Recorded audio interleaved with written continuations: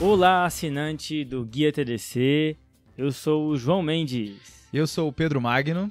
Bem-vindo ao especial dos melhores artigos de 2023, um especial que já é tradição no TDC, Com né, certeza, Pedro? com certeza, João. Eu já começo a programar o especial junto com as festas de fim de ano já, né? Entendi.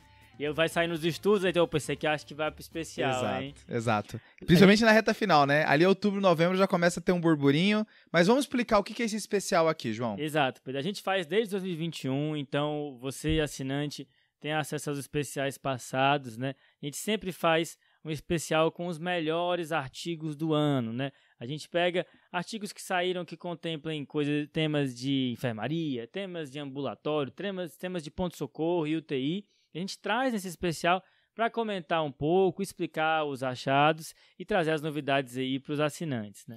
Exato. Até para, às vezes, a pessoa não viu alguma edição e perdeu algum artigo relevante, é bom para ela, nesse momento, ela dar uma pausa e falar assim, opa, isso aí eu nem tinha visto, né? E uma coisa interessante é que, esse ano, todos os artigos que estão no especial têm tópico no Guia TDC, né? Exato. Então, você, assinante, consegue ver aí uma discussão mais aprofundada lá no guia. E como sempre, a gente vai contemplar aqui 7 artigos, né? Vão ser desse ano 3 de pronto-socorro e UTI, 2 de enfermaria e 2 de ambulatório. Fechou. E esse molde aqui, para quem chegou mais recentemente, a gente já fez ano passado, tá? A gente vai deixar tudo linkado aqui para a pessoa poder assistir também.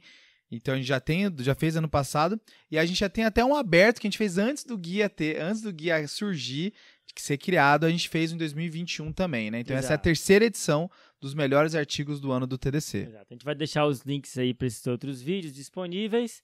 E lembrando que os melhores artigos baseados na nossa escolha, né, João? Não necessariamente são os maiores artigos, ou os artigos que mais randomizaram pessoas, ou os artigos que são relevantes para alguma coisa específica.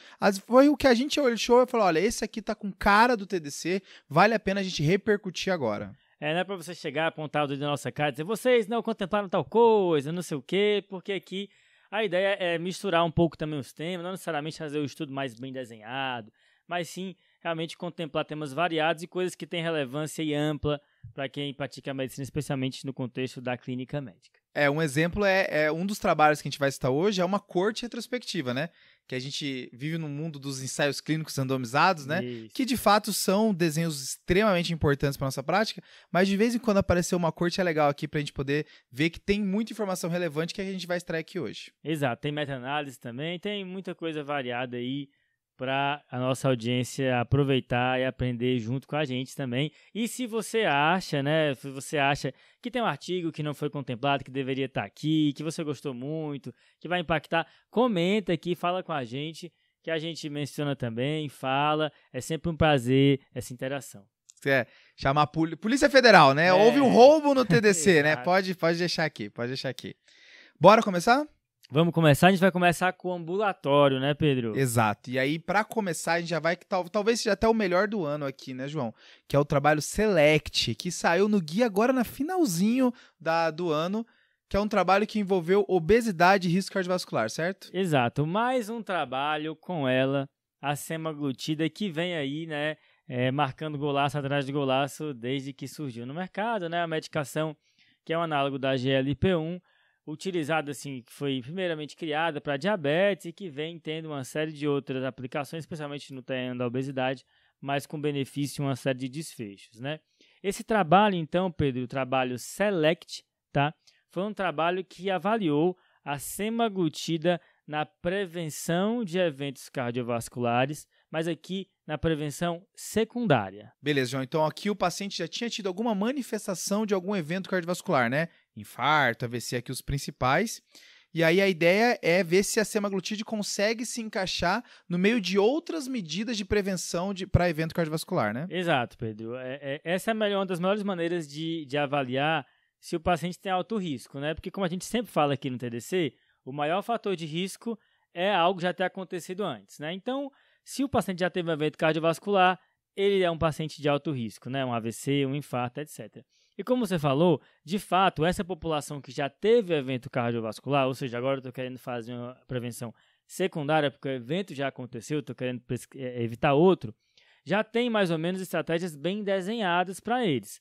não farmacológicas, a gente está falando de alteração de estilo de vida, né? Tabagismo, álcool, exercício físico e tudo mais, e estratégias farmacológicas, que aqui é principalmente controlar 3 comorbidades, diabetes, hipertensão e dislipidemia, e o antiagregante. A questão é se não teria algo adicional farmacológico a fazer, que é o que o estudo avaliou. Beleza, João, então vamos começar a entrar um pouco mais na metodologia do estudo, a gente entender como é que ele foi desenhado e por que ele ficou tão importante assim. Vamos nessa.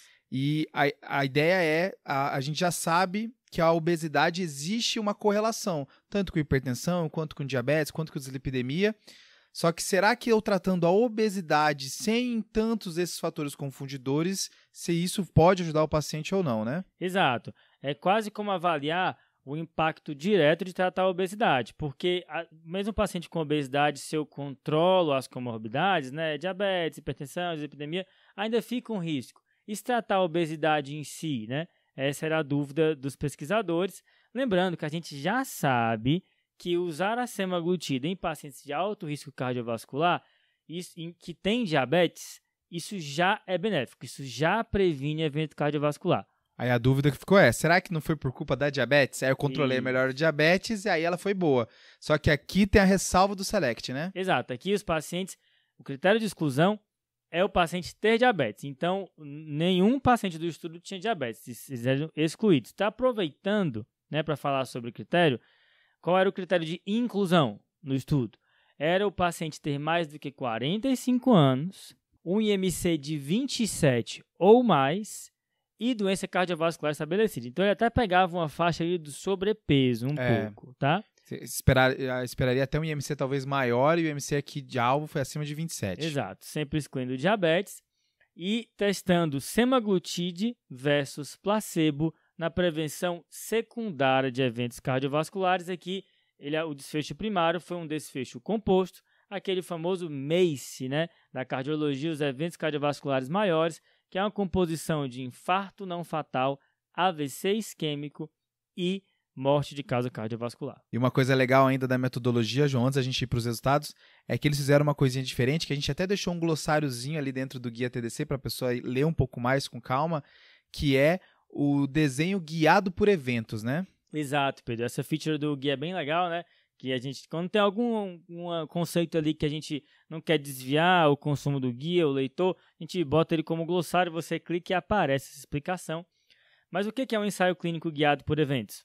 É quando você estabelece um número de eventos para terminar o trabalho, em vez de um tempo fixo para acompanhar os pacientes.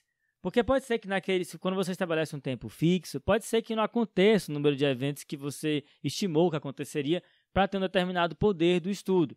E estabelecendo um número de eventos e fazendo análises interinas à medida em que o estudo se desenrola, você consegue parar ele no exato momento em que você vai ter o poder suficiente para fazer a análise, sem expor os pacientes necessariamente a uma intervenção ineficaz ou já sabendo precocemente que ela é eficaz. O medo é pegar todos os pacientes e não acontecer nenhum evento, né? Ninguém teve infarto, aí você não sabe se ajuda ou não, né? Fazer estudo de vacina com quem já pegou a doença, Exato. Né?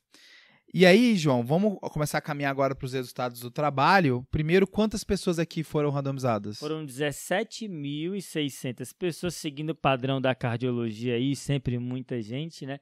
Com a média de idade de 61 anos e um IMC aí, médio também de 33, tá? É engraçado que só com esse número de pessoas você já sabe que ele foi patrocinado pela indústria, né? Porque a gente tá falando de mais de 8 mil pessoas, metade aqui randomizado para receber o semaglutide, que é um remédio que é caro, né? Exato. Então, com isso você já sabe que teve um patrocínio aqui, né? Exato.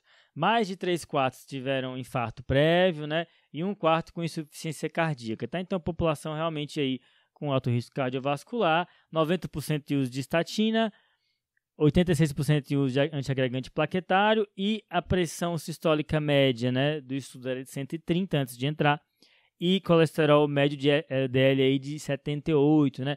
Aí talvez com o colesterol que podia ser um pouco mais otimizado, mas um pouco refletindo na prática também que a gente nem sempre consegue atingir a meta em todos os pacientes, né? Beleza. E aí, bora pro resultado. João, a gente conseguiu achar uma diferença no grupo que usou semaglutida? Sim, Pedro. Houve diferença significativa favorecendo o grupo semaglutida na prevenção de eventos cardiovasculares, né? Num segmento médio aí de 40 meses, tá? A gente teve uma incidência do desfecho primário de 6,5% no grupo semaglutida versus 8% no grupo placebo, tá? O que deu uma diferença com significância estatística no trabalho, gerando um número necessário para tratar aí de 67, ou seja, eu precisaria prescrever semaglutida para 67 pacientes com esse perfil para prevenir um infarto, um AVC ou uma morte cardiovascular. Para quem não está acostumado com o termo NNT, né, esse número necessário para tratar, pode até achar esse 64 muito, mas se a gente for ver os dados do AS na prevenção secundária, vai achar valores parecidos ali, né? Isso, exato. E para um desfecho tão importante como esse, né? Exato. E aí, só que, engraçado que talvez a pessoa ache que é muito óbvio, né? Tratou obesidade, a pessoa infartou menos, mas não é necessariamente só o fato de ter perdido peso, né, João? Isso, essa hipótese, ela nasce especialmente do fato de que os resultados, eles começam a aparecer, né? A curva de incidência acumulada de eventos, ela começa a abrir precocemente, antes da perda de peso. Então, isso abre aí uma hipótese de que talvez existam efeitos além da perda de peso da semaglutida, né? Uma coisa também que é legal é que desse evento combinado, né, cardiovascular, o que mais teve redução foi infarto, tá? Essa é uma coisa legal de marcar. De evento adverso, João, o que vale destaque aqui? Teve mais evento adverso no grupo semaglutida, como esperado. A gente sabe, né, que esses remédios, eles têm uma alta incidência de eventos adversos, principalmente gastrointestinais, sabe? Então, é náusea, vômito, às vezes constipação ou diarreia, dor abdominal, né? Isso leva à suspensão em um número maior de pacientes quando comparado com o placebo. Mas, apesar de serem eventos adversos muito incômodos, eles não são eventos adversos graves, tá? Queria aproveitar o ensejo para falar que a gente teve mais incidência de doença biliar nesses pacientes. Então, é uma coisa que pode acontecer no paciente que usa semaglutida, tá? Fechou, João. Acho que deu para entender os impactos. Algum take final aqui? Sim. Esse estudo realmente coloca a semaglutida aí, Pedro, como mais um pilar dentro da prevenção cardiovascular secundária. Se a gente tinha que tratar a hipertensão, a diabetes e a dislipidemia, agora também a gente tem que tratar aí a obesidade, né? Pode ser que no futuro, quando você veja um paciente que já teve um infarto, tem obesidade e não está usando semaglutida, você acha estranho ninguém ter conversado com ele sobre isso. Principalmente quando a gente estiver num cenário onde a droga for mais acessível, né? E esse é um questionamento do estudo, né? Uma vez que esse trabalho foi feito, como a gente vai entregar isso para a população? Como a gente vai disponibilizar isso para as pessoas, uma vez que o custo é uma barreira altíssima? E esse resultado não deve divergir a gente de fazer o básico bem feito, que a gente já sabe que tem benefício, né? Medidas não farmacológicas e controle de comorbidades e o antiplaquetário. Indo para o nosso segundo artigo aqui do especial de fim de ano, João. E mantendo o tema de ambulatório por enquanto. Exato. Qual que é o nosso segundo artigo? Agora a gente vai falar, Pedro, sobre uma meta-análise da Cochrane que avaliou o uso do baclofeno no transtorno por uso de álcool, tá? Legal. Meta-análise da Cochrane sempre dá uma emocionada quando sai, né? É legal da gente repercutir isso. São trabalhos grandes. E é legal a gente falar um pouquinho sobre essa situação, né? Que é o transtorno do uso do álcool, coisa que a gente não reverbera tantas vezes aqui nos especiais, né? Exatamente, né? Indo um pouco para o terreno da psiquiatria, né? O transtorno por uso de álcool, que é muito subdiagnosticado, né? Porque a sociedade olha para o álcool de uma maneira que ela é diferente para outras drogas, né? Mas estima-se um grande impacto de mortalidade por essa condição na sociedade em todos os países do mundo. E, assim, como você falou, revisão sistemática e meta-análise da Cochrane sempre tem uma grande repercussão pelo rigor deles, né, na análise das evidências, né? Esse tipo de trabalho em que você agrega uma série de estudos, né, para ver se você consegue ter mais eventos e detectar algum efeito de uma intervenção, caso esse efeito exista, né? Só é importante fazer um comentário aqui, né, que tem muita gente que coloca a revisão sistemática junto com a meta-análise no topo das evidências científicas, só que tem que tomar cuidado com o que foi colocado dentro dessa revisão, dentro dessa meta-análise. Porque se você colocar estudos de baixa qualidade, você não vai ter uma conclusão confiável, né? A meta-análise vai ser de baixa qualidade, a revisão sistemática vai ser de baixa qualidade, né? Exatamente, tá? Lembrando, Pedro, que o transtorno por uso de álcool, o paciente não precisa somente beber para ter esse transtorno, né?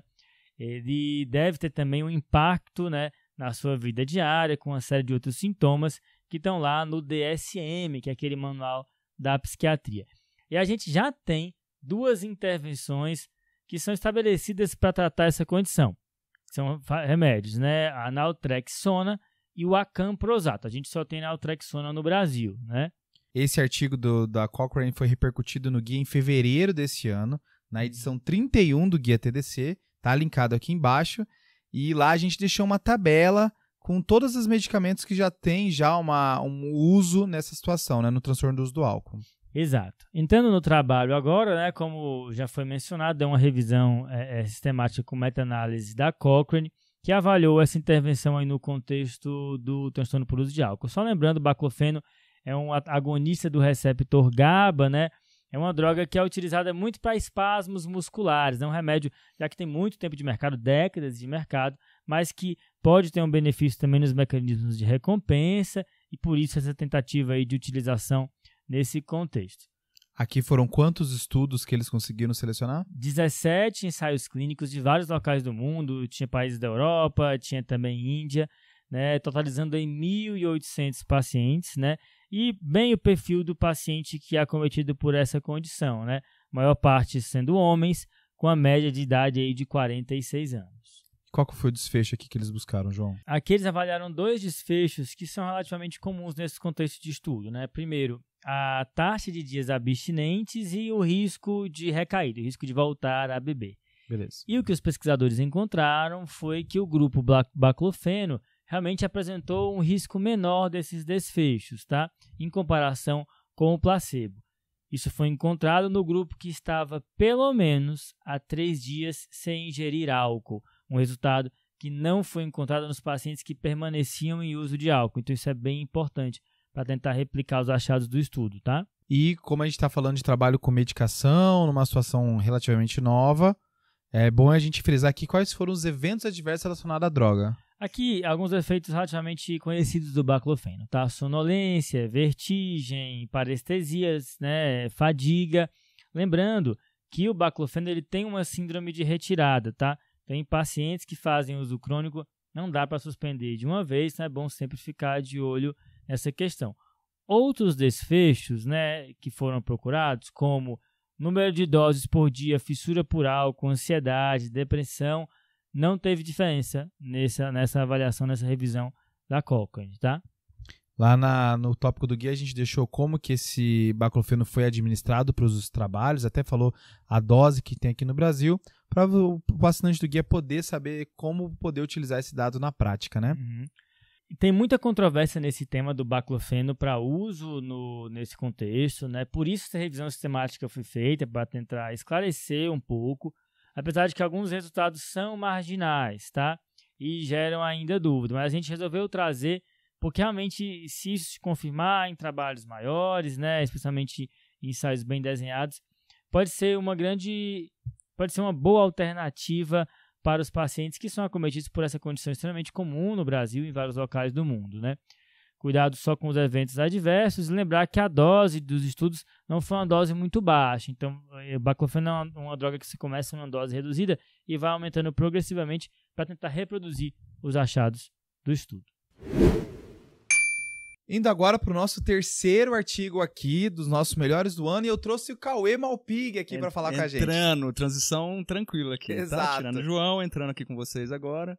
E qual que é o terceiro artigo que a gente vai trazer aqui, Pedro? Aqui, Cauê, o artigo vai ser o ACORN, tá? Um artigo sobre antibiótico terapia, que avaliou a taxa de lesão renal aguda de piperacilina tazobactam e de neurotoxicidade do cefepime. Tá? 2 grandes dúvidas que a gente tem com esses antibióticos, né? Aí o Tazocin sempre culpado com as lesões renais agudas que a gente vê em pacientes em internação, né? E realmente encefalopatia sempre aí entrando às vezes na conta do cefepima também, né? E de outros beta-lactâmicos também, para falar a verdade, mas o cefepima é o mais associado, né? Perfeito. Esses 2 antibióticos são os principais quando a gente vai falar sobre cobertura para pseudomonas, né? Sendo que o piperacilina tazobactam ele vai ter uma vantagem em relação ao cefepime na cobertura de anaeróbios e de enterococo. Justo. Mas sempre fica essa dúvida e o trabalho avaliou isso. Antes da gente chegar no trabalho, esse assunto foi revisado no guia. na edição 63, tá bem? E esse tá fresquinho, né? Então uma edição bem recente aí, né? Recente. E aí, a ideia é assim, antes da gente entrar no trabalho, eu vou comentar um pouquinho dos antibióticos, né? Da onde veio a pergunta no qual o trabalho vai tentar responder. Beleza, Pedro. Começando aí pelo Tazocin, então. Aqui, esse é um tema para vários trabalhos, tá? A gente tem revisão sistemática, tem vários trabalhos retrospectivos. Esse papo começou principalmente quando tem um trabalho de associação da vancomicina junto com o piperacillina tazobactam, mostrando uma maior incidência da taxa de lesão renal aguda associado quando você tem esses dois antibióticos juntos, do que quando tem só a vancomicina sozinho. Só que aí depois alguns outros trabalhos mostrou que parece que esse desfecho não era um desfecho clínico, era muito mais laboratorial, era muito mais um valor da creatinina. Que tem aquele quê do Tazocin com relação à creatinina, né? Que às vezes ele realmente só diminui a excreção da creatinina, mas não necessariamente está associado a uma piora da taxa de filtração glomerular, né? Isso, e aí tem revisão sistemática que não mostrou um aumento de diálise ou de morte, com mesmo essa creatina subindo um pouquinho, não é uma coisa que gerava impacto no paciente. Sim, que são os desfechos duros, né? Exato. Mas aí, de vez em quando, ainda vem alguns trabalhos diferentes, mostrando que talvez tenha um pouquinho sim, e sempre fica essa dúvida, porque de fato a creatinina sobe e gera uma preocupação, e esse é uma dúvida que o Acorn tentou responder. Beleza, e ainda antes de entrar no estudo, Pedro, o porquê que o cefepime entra na jogada aqui, então? Porque comparando agora a principal evento adverso relacionado a outra droga que cobre pseudomonas, que é o cefepime, que é a neurotoxicidade. É que a gente está falando de muita alteração, tanto de rebaixamento de nível de consciência, como convulsão aqui. Sim. Tá? Tem uma revisão sistemática que mostrou que a população que mais está em risco são os idosos e quem tem disfunção renal. Tá? Certo.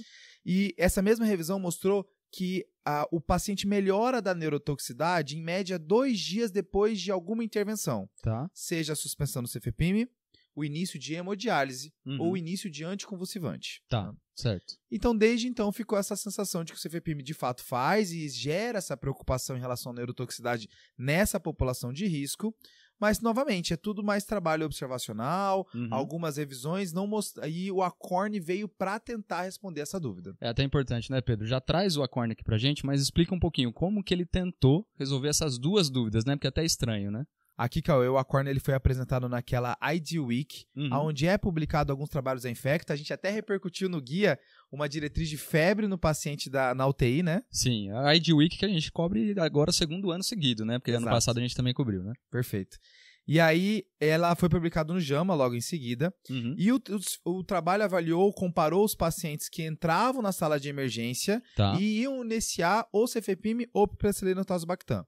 Se podia começar um dos dois, aí o paciente era randomizado e recebia e era avaliado para o desfecho primário de qual é a taxa de lesão renal aguda provocado pelo antibiótico de um lado ou do outro.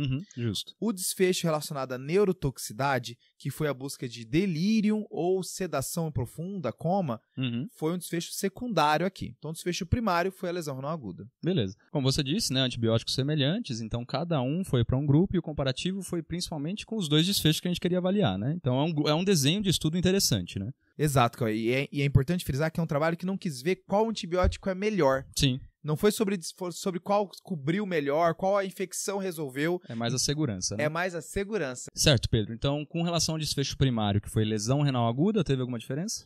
Aqui no desfecho primário, que é uma combinação, tá? Com a lesão renal aguda e óbito, tá?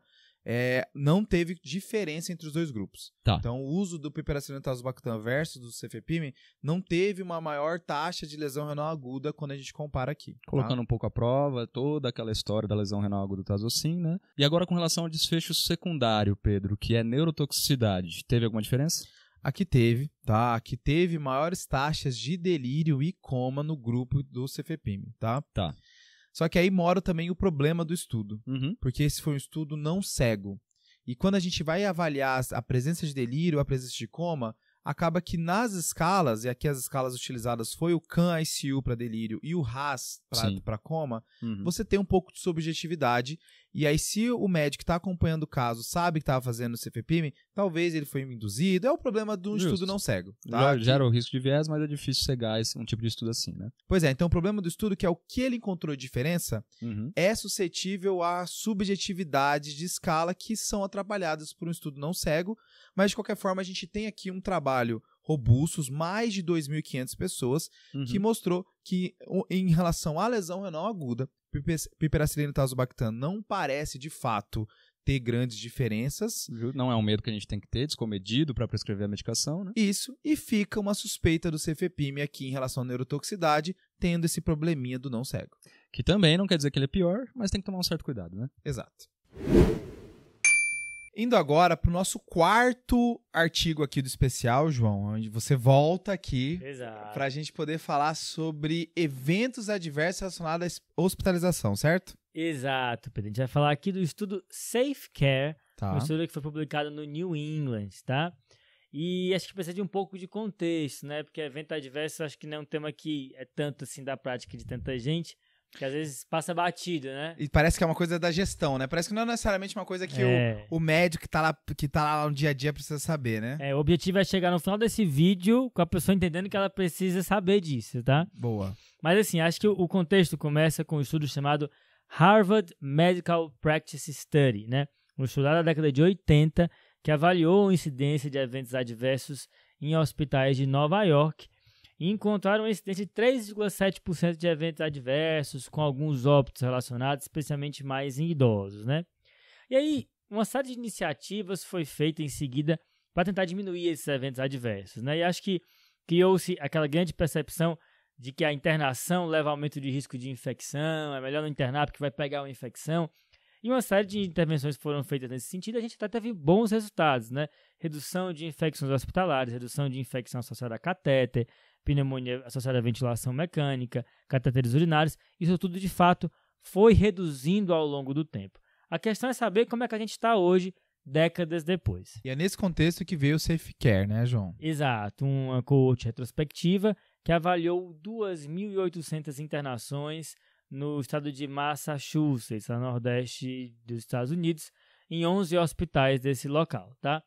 E vários profissionais de saúde revisavam os prontuários e procuravam ativamente eventos adversos de várias naturezas, né? Eventos adversos relacionados a transfusões, infecções, relacionados a medicamentos, eventos adversos cirúrgicos, vários desses eram categorizados e contabilizados. Então, depois de revisar o prontuário, categorizar o evento adverso baseado em qual subtipo ele é, o que o estudo encontrou? Pedro, eles encontraram uma incidência de evento adverso de 23,6%. É muita coisa. É muito evento adverso, muito evento adverso. Inclusive, isso gerou um debate, né, de como isso foi categorizado, mas o fato é que é muito, tá? E na análise deles, tá, eles julgaram que 6,8% de todas as internações tinham pelo menos um evento adverso que era passível de prevenção, que poderia ser prevenido. Tá? Mais ou menos uma a cada 15, então, né? Exato. E pelo menos um evento adverso grave que era possível de ser prevenido aconteceu em 1% das internações. Então, é mais ou menos assim. 1 de cada 100 internações, você vai ter um evento adverso grave que poderia ser prevenido. E a pergunta que me vem agora, João, é se teve óbito relacionado a esses eventos adversos. Teve 7 óbitos no total, tá? Nesses 2.800 internações, e um deles foi julgado como óbito que poderia ser prevenido. Tá? Entendi. A ideia é que tem eventos adversos que não necessariamente conseguem ser prevenidos, mas a gente precisa atacar principalmente esses preveníveis, né? E que está uma discussão também, sabe? Idealmente, o certo é encarar todo evento adverso como um evento possível de ser prevenido. Tá? Tem gente que alega isso, que fala, olha, não, acho que todo evento adverso tem que ser encarado como passível de prevenção. Mas isso é uma discussão maior. Mas, João, vamos aqui começar a dar um pouco de nome aos bois aqui. Quais são os eventos aqui principais que o estudo encontrou? Os eventos que mais ocorreram, os mais comuns, foram relacionados a medicamentos, tá? Em segundo lugar, foram os eventos adversos relacionados ao cuidado, tá? Depois, vieram os eventos relacionados a cirurgias e, em quarto lugar, os eventos relacionados a infecções. Engraçado, né? Que a gente sempre vai pensar que infecção seria muito mais comum, né? Exato. Você vai ter medo de internar um paciente, geralmente você vai, como você falou no começo, a divulgar em relação, putz, será que ele vai ter uma infecção hospitalar? Sendo que existe muito mais evento. O primeiro vai ser relacionado aos medicamentos que foram prescritos, né? Isso. Então vamos dizer quais eram esses eventos, né? Dos eventos associados a drogas, né? Os mais comuns foram hipotensão, seguido de alteração do estado mental e lesão renal aguda. Isso é uma coisa que a gente já trabalhou aqui no guia, né, para os assinantes.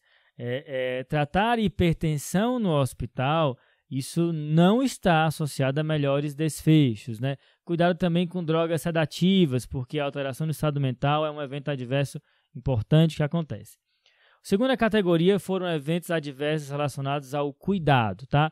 E aqui os mais comuns foram infiltrado intravenoso, né? Infiltrado intravenoso é quando você tem extravasamento, né, por conta de acessos, né, de medicações que seriam infundidas. Depois, úlceras por pressão. E, em terceiro, anemia por flebotomias repetidas, né? O famoso vampirismo aqui, né? Exato. Em terceiro lugar, eventos adversos relacionados a cirurgias ou procedimentos. Aqui, esperado, né? Hipotensão, hemorragia e retenção urinária. Tá. Finalizando com as infecções associadas aos cuidados de saúde. Aqui, infecção urinária, pneumonia e, em terceiro lugar, Pedro, colite por Clostridium difficile. João, chegando assim mais próximo da conclusão e do final aqui desse trabalho, acho que duas coisas me ressaltam aqui. A primeira é a quantidade de evento adverso. Né? Acho que se você tá vendo, se você não vê evento adverso no hospital que você trabalha, é porque você não está olhando para o local correto, provavelmente, você né? Você está cego, né? Exato, porque é para acontecer, esses eventos acontecem. Exato. E a gente tem que trabalhar, reconhecer eles para poder não que acontecer de novo, né? Até porque Massachusetts é uma região rica, né? Então a gente espera que a qualidade do cuidado lá seja uma qualidade boa, né? Isso, exato. Então, o que será em um local que talvez não seja tão rico assim, né?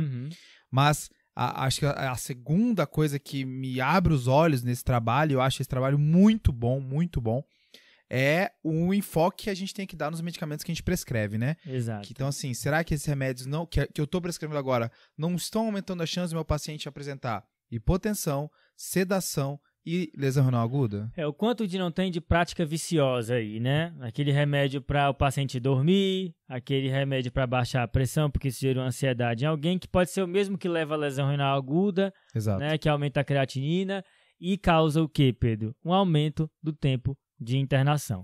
Esse take é muito bom nesse trabalho, né? Exato. Então, só para dar noção, mas ele ficou hipotenso, qual o problema disso? Se você comparar as internações que tiveram evento adverso versus as que não tiveram, a diferença de tempo de internação é muito grande. As que não tiveram evento adverso teve uma média de dias de internação de 4 dias e as que tiveram evento adverso teve uma média de tempo de internação de 9 dias. É muita coisa. Mais do que o dobro, tá? Então, é gasto em saúde, né? Com eventos que poderiam ser prevenidos, né? Que não geraram valor, não geraram benefício nenhum para os pacientes. É por isso que esse trabalho não é um ensaio clínico randomizado, né? Não é uma meta-análise com 15 mil pacientes, mas ele tem um valor muito grande para a nossa prática, que vale a pena a gente se atentar em relação a isso. Exato. Eu acho que o take final é esse, né? Existe muito a ser feito e os eventos adversos, eles estão aí. Quem procura, acha. Então, se você depender somente dos eventos adversos chegarem em você, eles não vão chegar. Então, a gente precisa de investimento em procura ativa, em coleta desses dados para gerar melhoria para os pacientes. Entrando agora no pronto-socorro /UTI, a gente volta aqui com o Cauê para falar do nosso 5º artigo escolhido pelo top 7 do ano aqui, né, Cauê? Isso aí. Então, o próximo artigo que a gente vai comentar é um artigo que foi bem badalado lá em março de 2023. Saiu no New England, que foi o Cape Cod. Uso de corticoide na pneumonia grave. Esse artigo, ele deu o que falar mesmo. Deu bafafá, E esse assunto é sempre bom, sempre volta, sempre tem um trabalho, mas parece que esse foi um trabalho mais robusto, então é legal da gente repercutir ele aqui. Isso. Mas antes da gente entrar no Cape Cod, vamos só relembrar, você falou que é na pneumonia grave, né? Exato, Pedrão. E às vezes a gente tem uma dificuldade de pontuar, né? O que é pneumonia grave? Porque tem tanto score pneumonia que a gente acaba se perdendo. Mas é importante aqui, pneumonia, sempre quando a gente tem um paciente no pronto-socorro com pneumonia, a gente vai estratificar a gravidade dele com relação ao porte PSI. Tá. Um dos scores mais utilizados para predizer onde esse paciente vai ser tratado. Então, um porte PSI de 1,2 ambulatório, o 3 é uma certa dúvida, depende de alguns contextos, e o 4,5 vai ser internado em um ambiente hospitalar. Só que isso não diz se o paciente tem uma pneumonia grave ou não, por assim dizer. Gravidade tem alguns scores também, sendo que o mais utilizado é o da EDSA de 2007, que aí tem critérios maiores, como instabilidade clínica, hemodinâmica, insuficiência respiratória e alguns critérios menores. Para quê? Para falar que esse paciente realmente tem uma pneumonia grave e ver se ele internou, se ele tem que ser alocado em UTI ou não. E isso aqui, por assim dizer, é uma pneumonia grave pela literatura, né? É aquele score que envolve se é multilobar ou não, Exato. se tem é alterado ou não, né? Tem alguns critérios menores, assim. Acho que, se eu não me engano, até a plaquetopenia entra na brincadeira, né? Exatamente. E aí a gente deixou esse score lá no guia para falar o que é critério maior, o que é critério menor, e aí vai pontuando para falar se o paciente tem pneumonia grave mesmo ou não. Maravilha, Cauê. Agora, vamos... O Cape Cod ele não foi o primeiro trabalho a avaliar isso. Essa discussão ela já está fomentando há um tempo, né? Uhum. Fomenta um tempo, Pedrão, porque a gente tem ali mais de, vamos dizer assim, 20 anos de estudo que é difícil pontuar o que é pneumonia grave, porque esses scores foram se modificando e a gente tem mais de um score para utilizar. Então, o primeiro ponto desses estudos prévios é que a definição de pneumonia grave era diferente entre cada estudo. Entendi. Então, assim, por si só, já é difícil dizer se usar corticoide em populações que são diferentes entre cada estudo tem benefício ou não, né? É difícil a gente equiparar um com o outro, vamos dizer assim, né? Tá bem. Se não existe uniformidade na hora de selecionar os pacientes, fica difícil de comparar resultados. Exatamente. Né? É difícil a gente saber quem que é realmente que merece o corticoide. E aí o outro ponto é o corticoide utilizado, né? Então, em alguns estudos, às vezes, eles utilizavam metilpred, pred, hidrocortisona. Então, é difícil de comparar também. E a entrada do corticoide era meio tardia no início da doença, né? Meio tardia na pneumonia grave. Então, era difícil dizer se realmente o benefício existia, com qual corticoide que era, porque não era uniformizado entre os estudos, e se o benefício era mais precoce ou não, né? Essa era uma grande dúvida que a gente tinha na literatura previamente. Muitas dúvidas aqui, muitas variáveis. Vamos entender cada uma delas quando a gente vai entrar no Cape Cod agora. E aí o Cape Cod ele é o maior estudo atualmente de corticoide na pneumonia grave e ele tenta resolver os principais problemas que a gente teve até agora. Então, ele define muito bem o que é o paciente que tem pneumonia grave, ele usa a hidrocortisona, que realmente é o corticoide mais utilizado, e usa de uma maneira precoce. Então, aí ele já tenta tirar esses viés dos estudos prévios, né? Então, a primeira parte aí sobre a definição do paciente grave. O que o Cape Cod definiu como paciente grave para ver se tem benefício ou não do corticoide? Ótimo. Então, aqui eu já queria pontuar que ele deixa bem claro que pneumonia grave é um paciente que precisa ou de ventilação invasiva ou não invasiva, com um PIP acima de 5. Se ele precisa de um suporte com catéter de alto fluxo em pacientes que têm uma relação menor do que 300, se precisa de máscara não renalante também com relação menor do que 300, ou se tem um porte PSI maior que 130, tá? Então ele deixa bem definido isso como critério de inclusão. Um ponto interessante, Pedro, é que ele define muito bem o que é pneumonia. Então os pacientes que eram randomizados, eles fechavam critérios para pneumonia e não podia ter um diagnóstico diferencial, por exemplo, um mais C descompensado e por aí vai. Então eram pacientes com pneumonia e bem definido o que era uma pneumonia grave. É fácil decorar o 300, que vai ser o mesmo critério de SARA ali, né? Exato. Pra gente pensar. Então, seria uma pneumonia que já está evoluindo para uma SARA, ou uma pneumonia com PSI muito alto, ou que está usando VNI, por aí vai, né? Exato. Perfeito. E aí, o corticoide utilizado, que seria a segunda variável aqui, foi hidrocortisona. Qual foi o esquema? Então, a hidrocortisona era usada em 200 mg por dia, tá, Pedro? Só que aqui era um pouco diferente. O paciente que respondia bem, respondia em 48 horas, era encurtado o tempo de uso. Então, o máximo era 14 dias. Se o paciente respondeu bem, era até 8 dias. Tá. E aí tinha um esquema de desmame nesses dias, tá? É legal porque lá no guia tem a tabelinha bonitinha, assim, que se responde rápido, vai desmamando mais rápido, e se responde mais lento, vai desmamando mais devagar. A gente deixou pronto porque eu achei que era importante deixar esse visual, né, pra saber como que a gente vai descalonar, né? E porque era difícil de explicar no áudio também, né? Também, com certeza. Na hora de gravar o podcast, eu não vou conseguir explicar isso aqui no áudio, deixa eu deixar uma imagenzinha bonitinha que eu jogo pra lá, né? Exatamente, tem que pensar nisso, não tem como.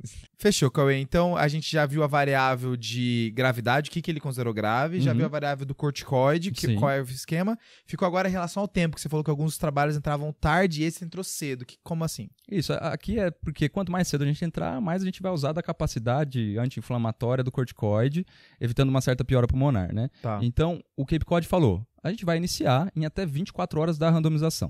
Beleza. Então, é precoce. Muito mais precoce do que os estudos prévios que a gente tinha, tá, Pedro? Tá bom. Então, tinha esse ponto de diferença. E antes da gente ir para os resultados, algum critério de exclusão que você queira mencionar aqui, Cauê? Isso, porque aqui importa também, né? Não dá para a gente generalizar para todas as pneumonias. Então, pacientes com pneumonias aspirativas e pneumonia por influenza foram excluídos. Até pneumonia aspirativa, para não enviesar um pouco o critério de pneumonia adquirida na comunidade grave, e pneumonia por influenza, porque a gente sabe que corticoide tem malefício nessa população. Ok.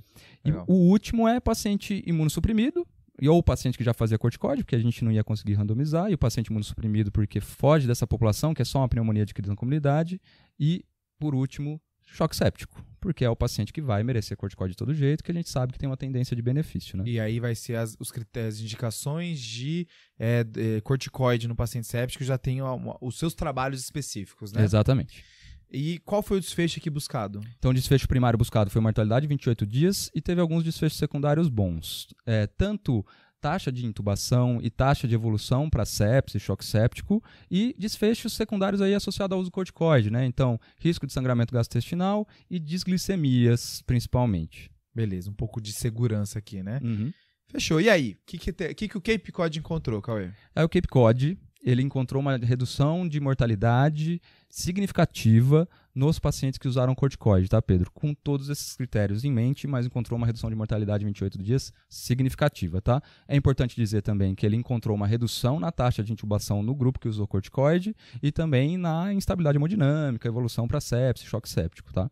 Com relação aos desfechos de segurança, só as disglicemias que foi um ponto mais fraco aí para o uso do corticoide, porque os pacientes tiveram que usar mais insulina com o uso da hidrocortisona, tá? Fora isso, taxa de sangramento gastrointestinal não teve diferença. Maravilha, Cauê. Acho que esse é um trabalho robusto, maior do cenário, que vai entender o uso do corticoide. Eu acho que a atenção com os critérios de inclusão e de exclusão, né? Acho que é legal a pessoa prestar atenção nesses critérios para saber se o seu paciente do dia a dia se enquadra no que o Cape Cod tentou encontrar, né? Exatamente, Pedro. Eu acho que a gente tem que chamar a atenção para a inclusão e que realmente são pacientes graves, tá? Esses pacientes do estudo Cape Cod eram pacientes graves. Aqui, o benefício do corticoide já está ficando um pouco mais certo, parece. Indo para o 6º artigo agora, e ainda mantendo aqui um cenário de pronto-socorro de UTI, a gente vai falar sobre manobras de VPPB. E aí, Pedro, por que a gente está trazendo esse agora? Exato, esse foi um tópico que veio no guia ali em julho, trazido pelo famoso João Urbano, Beleza, Joquinha. Tá? E a gente, assim, quis trazer esse artigo como um dos melhores. A gente sabe que tem muito artigo de AVC, tem muito artigo de trombectomia saindo, trombólise. Parece sair todo mês, né, Pedro? Exato, mas VPPB é um assunto que a gente vê no dia a dia, aparece, é comum e ao mesmo tempo, às vezes não sai tanto trabalho. Então, quando mostrou um trabalho mostrando um benefício de uma manobra em relação a outra, a gente falou, olha, esse trabalho é legal da gente repercutir, vamos trazer aqui para os melhores, tá? Tem que sair, né? Porque manobra para VPPB é tão bem consolidada que sai um estudo novo sobre tratamento, chama atenção também, né? Exato. Então, relembrando, né, a vertigem posicional paroxística benigna é aquela doença caracterizada por o paciente apresentar vertigem toda vez que rola uma mudança da posição da cabeça. Sim. Onde o paciente tem um quadro de vertigem, de tontura, que ela é desencadeada apenas a mudança de posição, né? Uma tontura intermitente e desencadeada aí, né, Pedro? Perfeito. Então aí aqui o paciente, quando ele tem mudança de ou olha para um lado, olha para o outro, ou quando muda rapidamente, está deitado, se levanta rápido, ele pode ter provocado essa mudança de otólitos, né? Pequenas pedrinhas ali nos canais semicirculares podem se movimentar e dar a sensação de movimento mesmo quando o paciente já não está mais se movendo. Certo. Isso provoca tontura e a ideia do tratamento, eu faço diagnóstico de VPPB através de manobras e também faço tratamento através de manobras. Sim. A ideia é, vou mexer a pedrinha lá dentro, se vier positivo, o paciente vai com o diagnóstico e depois eu vou fazer alguns movimentos com a cabeça para ver se eu tiro a pedrinha de lá. Essa é uma doença que você tem que saber fazer as manobras, né? Não tem muito campo para tratamento medicamentoso, às vezes só para um controle pontual, até o diagnóstico e a manobra ser feita, né? Só para organizar, Pedro, o que a gente tem das manobras? Tem a manobra diagnóstica, né? E tem manobra de tratamento. Isso. A gente tem a manobra diagnóstica mais famosa, vai ser a de Dix-Hallpike, que vai lidada para os otólitos que estão no canal posterior aqui dos canais semicirculares, que é o principal cometido. Justo. E o que mais a gente vai ter que intervir mesmo. Tá? 80%, 90% das vezes aí, né? Perfeito.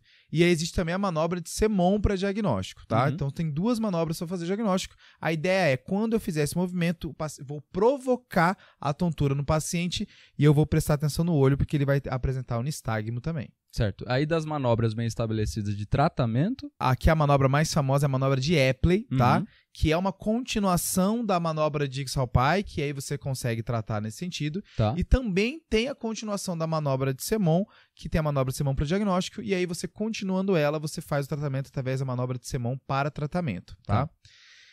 Lá no guia, Cauê, tem vários vídeos aqui. Ótimos vídeos, tá? Tem eu, assim, com... o nosso manequim. Parece que eu tô com... Acho que eu tava de pós-plantão nesse vídeo, assim, tô com uma cara péssima. É melhor as poses, tá? Não é nem a cara, tá, Pedro? Não, mas aí tem a voz aveludada do João Urbano também falando no fundo, explicando a manobra. É legal que tá bem fácil de você entender aqui. E aí a gente vai pro trabalho. O trabalho foi publicado na JAMA Neurology em junho, tá? É um trabalho que randomizou próximo de 200 pessoas aqui para fazer 2 manobras depois do diagnóstico de Iksan-Pike. Ou vai fazer a manobra de Epley, que é a mais estabelecida, Sim. ou uma variação da manobra de Semon, que é a manobra de Semon Plus, tá? Certo. Então foi um estudo comparativo entre uma manobra bem estabelecida e uma nova pra gente ver como que é o desempenho dela, né? Então a gente vai deixar aqui, no momento está aparecendo em cima do meu rosto, a manobra de Semon Plus, tá? É uma manobra no qual a pessoa ela vai olhar para um lado e vai deitar para o outro. E ela é plus porque ao invés de só deitar na maca, a cabeça vai ficar pendular mais 60 graus para baixo. Tá. Vai reparar que a cabeça ficou para baixo da maca. É uma modificação da manobra Semon de tratamento, basicamente, né? Isso, e aí finaliza a manobra olhando o paciente levantando e indo colocando a cabeça no outro lado da maca aqui, tá? Os pacientes eram orientados a fazer essa manobra e eles eram orientados a fazer essas manobras em casa também. Tá. 3 vezes na manhã, 3 vezes à tarde, 3 vezes à noite, tá? Então existia não só uma manobra na frente do médico, mas existia um protocolo no qual o paciente fazia em casa. E com relação ao desfecho primário, o que eles estavam avaliando, Pedro? VPPB é uma doença que a tendência do paciente é melhorar dos sintomas, tá? Então, aqui a ideia é que melhore mais rápido, pensando que o paciente com VPPB, nos dias que está cometido da doença, ele não vai conseguir trabalhar, não vai conseguir fazer suas atividades. Então, o que você quer aqui é uma recuperação mais rápida. Então, esse foi o desfecho. Justo. O número de dias que ainda apresenta sintomas, ver se existe uma diferença em redução disso. E aí, o que o estudo encontrou? O estudo encontrou que essa manobra de Semon Plus foi mais efetiva em termos de tempo de resolução do quadro do que a manobra de Epley, tá, Cauê? Tá. Então isso chamou a atenção, uma manobra que é bem estabelecida a Epley, mostrando uma manobra que conseguiu ser superior a ela. Isso faz com que a gente tenha que aprender essa manobra a mais, e aí conforme saindo mais trabalhos, mostrando mais pessoas, mostrando o resultado com isso, a gente consegue incorporar de vez a nossa prática. Indo agora para o nosso último artigo aqui dos melhores artigos de 2023, Cauê. A gente vai falar sobre videolaringoscopia. Então vamos lá, Pedro. Pegando um estudo aí que foi de junho, que também saiu no New England, tá? É o estudo Device, que foi um estudo que comparou videolaringo com laringoscopia direta no sucesso na primeira tentativa de intubação, tá? A gente repercutiu esse trabalho na edição 48 do guia, ali em julho, no meio do ano. Mas vamos começar pelo começo aqui. A videolaringoscopia já existe alguns cenários que é bem estabelecido o seu uso, né?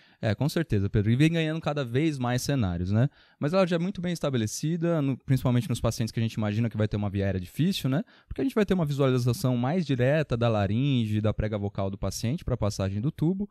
Mas também ela já sabidamente ajuda muito em termos de aprendizado, né? Ela, como eu tenho um vídeo, às vezes eu consigo gravar para ensinar melhor as pessoas em treinamento de via aérea e também consigo, às vezes, guiar uma pessoa que está fazendo a laringoscopia ali no momento, né? Então eu estou vendo o que ela está vendo também. Isso ajuda muito na hora de guiar na posição certa da lâmina do videolaringo, né? Quem já se encontrou naquela situação que tem uma outra pessoa entubando e você está tentando orientar ela, e você está tentando ver o mesmo buraquinho que ela está vendo ali. Encostando a cabeça junto Encostando assim, a cabeça, assim, um momento muito íntimo, Acontece. por sinal, tá? Mas é bom que a vídeo ajuda a resolver isso. Exato. E assim, quando a gente fala de vídeo, a gente tem que mencionar que existem algumas coisas técnicas que são diferentes de uma intubação, uma laringoscopia normal, né? É isso que a gente tem que tomar cuidado, né? A gente tem uma sinalização que o sucesso é maior em pessoas que pelo menos já têm um mínimo de treinamento para usar o videolaringo, porque tem nuances, tanto na maneira da gente inserir o laringoscópio na cavidade oral do paciente, até chegar ali na prega vocal, né? Até chegar na epiglote, no ligamento ioepiglótico, e também tem algumas nuances com relação à passagem do tubo, tanto com fio guia, tanto com o bunge também. E isso a gente deixou bem certinho, todas essas nuances, como prosseguir com a videolaringoscopia e passagem do tubo, lá no tópico do guia, tá? Pra gente começar a criar um pouquinho de familiaridade aí, né? Isso é bom. O guia, nesse momento, ele tá bem recheado, tem imagem ali mostrando uma via aérea ali, o que você enxerga no momento. Acho que isso é bem importante, é até grande, né? Comparado com os outros tópicos do guia, é um momento até que ficou bastante informação, porque tem muita dica para dar. Exatamente. Se a pessoa achar que ela é muito boa em laringoscopia, achar que só por causa disso ela é boa em videolaringoscopia, tem algumas armadilhas que ela pode cair. E mesmo a gente aprendendo bem o videolaringo, né, Pedro? Tem tanto videolaringo por aí, tanto em termos de marca, mas também com o formato da lâmina, que uma coisa muda de um para outro, né? Top. Então a gente comentou um pouquinho disso lá. Essa diversidade, né? Mas vamos pro trabalho. O trabalho é o Device. E aqui o que ele tentou encontrar? Como é que foi o desenho? Então vamos lá. Foi um estudo randomizado, multicêntrico dos Estados Unidos, tá?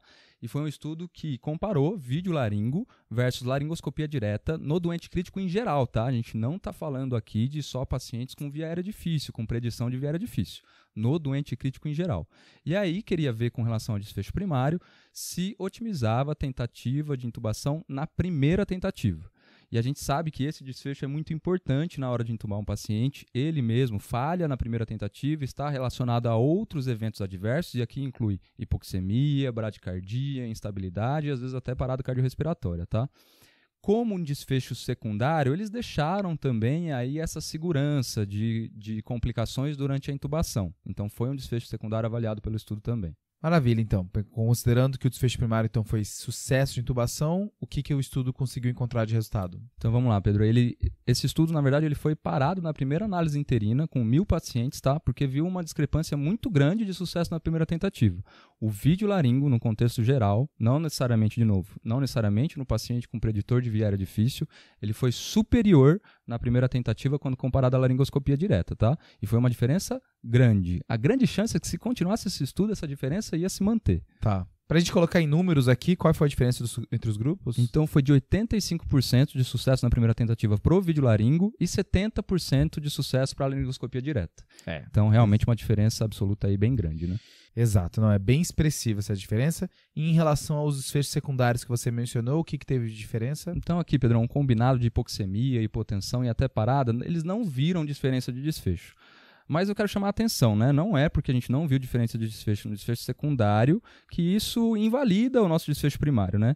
Na literatura já é bem claro, né? Taxa de sucesso na primeira tentativa indica um melhor prognóstico para o paciente com relação a esses eventos adversos, né? Então não é porque aqui não foi achada diferença que ela não existe. Com certeza ela existe. Cauê, mas assim, a dúvida que fica, principalmente as pessoas que não são treinadas, assim, esse trabalho, ele foi feito com pessoas treinadas? Como é que era? Isso é interessante, Pedro, e talvez o maior problema assim, do estudo para a gente levar em consideração. A maioria dos operadores, eles tinham algum treinamento com vídeo laringo, tá? E quanto maior o treinamento, mais se dissipava essa diferença, vamos dizer assim, diferença entre vídeo laringo e laringoscopia direta. Mas se a pessoa já tinha um mínimo de treinamento, essa diferença ela se mantinha grande entre vídeo laringo e laringoscopia direta. Por que isso é importante, na verdade? Porque a gente já vê que nesses hospitais dos Estados Unidos, né, porque é um estudo multicêntrico dos Estados Unidos, o acesso ao vídeo laringo já está maior. E eles têm, dentro do programa de residência deles, ou dentro do programa de treinamento deles, um treinamento direcionado para o uso de vídeo laringo. Quanto mais eu treinar, quanto mais eu tiver conhecimento dessa ferramenta, a grande chance é que a minha taxa de sucesso na primeira tentativa vai ser maior. Então esse é um estudo que mostra pra gente, não só que o vídeo laringo parece sim ser mais efetivo na primeira tentativa, mas que a gente precisa tanto aumentar a disponibilidade do vídeo laringo nos nossos hospitais aqui no Brasil, quanto o treinamento dos nossos residentes e médicos para o uso dessa ferramenta. Isso é uma coisa bem importante, é uma coisa que a gente vai ver muito daqui para frente, porque realmente vem se mostrando aí superior, né? É um trabalho que é quase provocativo, né? É pra gente se sentir incomodado de não utilizar mais, de não se treinar mais. Exatamente. E tornar isso cada vez mais nossa rotina, né? Exatamente. Com isso a gente encerra então aqui o nosso especial Melhores Artigos de 2023. Você, assinante do guia, vai ter acesso a todos os tópicos, com as tabelas, com os protocolos, com os vídeos, inclusive. Tá tudo bem documentado. A gente vai deixar separadinho aqui para você, no estudo que você ficou curioso, que você não tinha visto, que tinha saído no guia, dá uma olhadinha com calma que tem muito mais informação, né, Cauê? É só acessar os tópicos que vão estar aqui embaixo. Lembrando que a gente deixa aqui um canal de comunicação aberto para você, assinante. Se tem algum artigo que você gostaria que tivesse entrado também, vamos debater sobre isso. E até pensando já em 2024, já pode até, conforme o ano vai passando, sugerir pra gente, ó, esse artigo vale a pena entrar nos melhores no final do ano, porque aqui já vai virar tradição ter os melhores artigos todo ano. Com certeza. E é isso, pessoal. Beleza. Até mais. Tchau, Obrigado, tchau. gente.